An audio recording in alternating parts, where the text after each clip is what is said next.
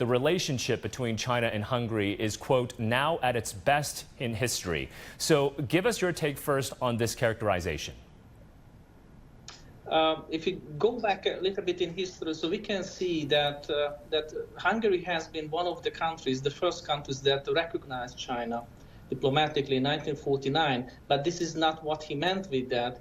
But if you look at the political environment, so what you can see that these two countries do not have basically geopolitical debates or disputes, and many things that they can share. First of all, their efforts to enforce globalization or to have more globalization. I think this is one thing that we can see if you look at the Chinese initiative, the Belt and Road on the one hand, on the other hand, the Hungarian foreign policy, which is one of the main targets, is the opening to East policy.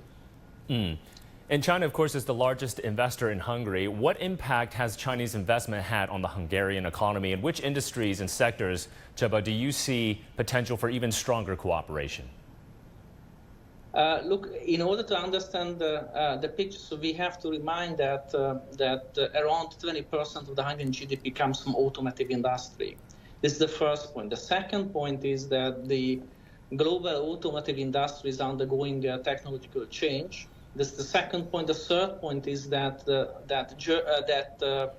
Chinese firms are basically in the vanguard of this technology.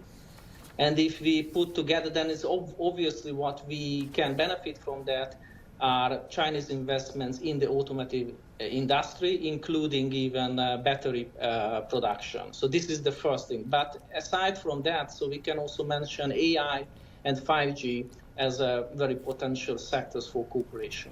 Okay, so batteries, auto, 5G, telecoms in general, technology, all areas for further cooperation. Yeah. So that's Chinese investment into Hungary. Let's take a look at the other way around, Csaba. So China, of course, has the second largest consumer market in the world, and there is this massive middle-income population that's still growing here. Wages are growing as well. So how are Hungarian businesses viewing the opportunities here in the Chinese market?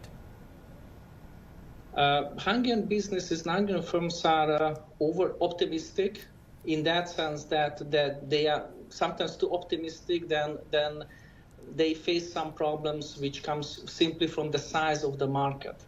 So especially true when you speak of agriculture products, where we have quality products, but at the same time, because of the size of the market, so we cannot provide China with these goods. But the middle classes, the growing middle classes in China is probably a potential market for these products.